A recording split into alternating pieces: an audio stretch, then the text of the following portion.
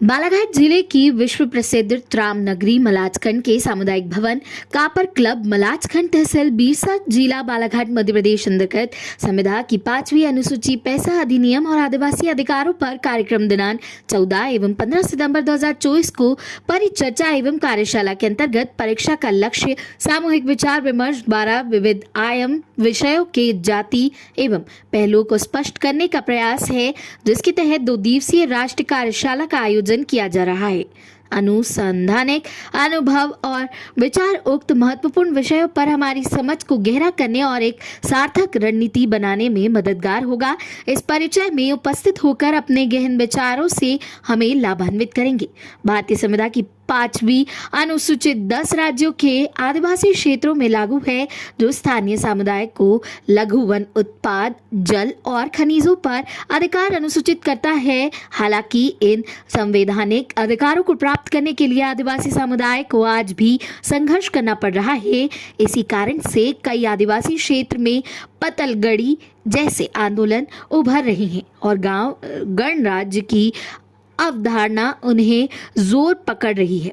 5वीं अनुसूचित के प्रावधानों को लागू करने के उद्देश्य से 1996 में पैसा कानून बनाया गया था, जिसमें ग्राम सभाओं को सशक्त बनाते हेतु उन्हें लघु वन उत्पाद, सिंचाई और लघु खनिज पर स्वामित्व प्रदान किया गया था। लेकिन कई वर्ष बाद अब राज्यों में पैसा कानून के नियम बनाए तो उनमें अनुसूचित क्षेत्र की ग्राम सभाओं के अधिकारियों को कमजोर किया गया, उनकी वास्तविकता आधार की नहीं दी गई।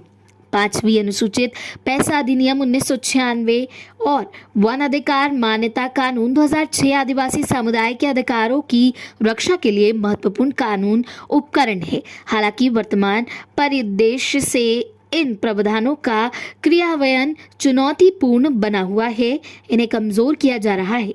आदिवासी समुदाय के जल, जंगल और जीवन की लूट बदस्तूर जारी है।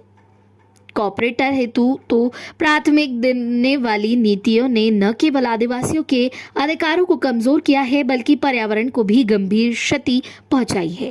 इन चुनौतियों का सामना करने और आदिवासियों के अधिकारों की रक्षा के लिए एक सामूहिक रणनीति की आवश्यकता है। संवाददाता ब्रजेश बिवगड़े की रिपोर्ट।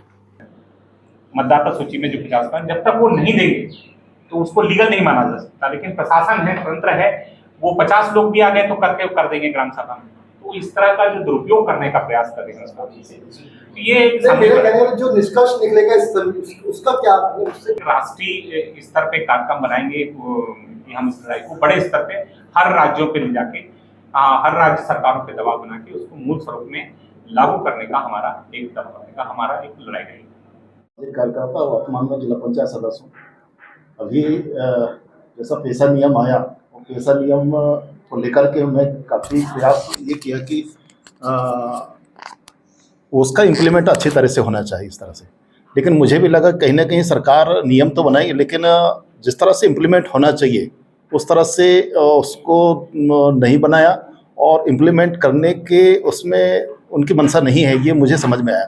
जैसा मैंने अभी पिछले 2 सालों से पिछले साल जो है हमने 12 गांव में तेंदुपत्ता का काम हमने किया था। पैसा नियम 26(4) में स्पष्ट लिखा है कि यदि ग्राम सभा तेंदुपत्ता का विपणन करना चाहती है तो वो स्वयं कर सकती है।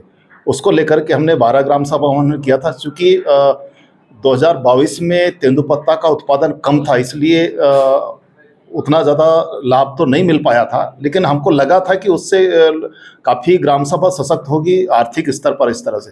तो फिर मैंने जो है अपने स्तर पर काफ़ी साथियों को बताया, ज़्यादा प्रचार प्रसार किया। उसको लेकर के 90 हमारे संग्रहण केंद्र बने थे पूरे तीनों विकास खंडों में, लेकिन उसमें बिल्कुल भी शासन का सहयोग जितना होना चाहिए था वो नहीं रहा। और मूल चीज़ ये रहा कि हम लोगों ने तो घाटा करके हमने तेंदुपत्ता का उनको व्यापारियों को हमने दिया है। और घाटा इसलिए देना पड़ा कि जब संघ के माध्यम से सरकार जब तोड़वाती है तो उसमें क्या है कि जो क्रेता होता है व्यापारी, उसको सिर्फ 10% जमा करना होता है।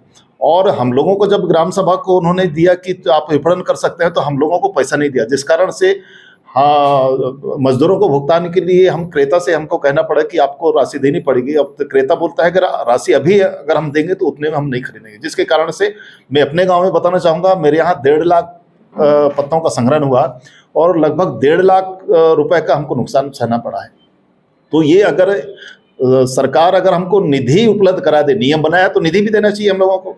तो अगर निधि स्थायी निधि के रूप में अगर हमको एक बार पूंजी के रूप में अगर निधि उपलब्ध करा दिया जाए तो मैं समझता हूँ कि जितने भी ग्राम सभा बने हैं, मेरा तो ये था कि मैं 2 साल में उनको लाखों रुपए लखपति बना दूंगा, लेकिन ऐसा नहीं है, बिल्कुल सरकार की मंशा नहीं है। और प्रशासन तंत्र तो बल्कि हम लोगों को कमजोर करने के लिए एक तरफ से सरकार नियम बनाती है और दूसरे तरफ से यह ग्राम सभा सशक्त न हो, इसलिए भी वो सहयोग नहीं करते। मुझे ऐसा लगा कहीं ना कहीं हमारे पैर पकड़ के खींचने का उन्होंने प्रयास किया है। ये मैं उसके लिए उदाहरण।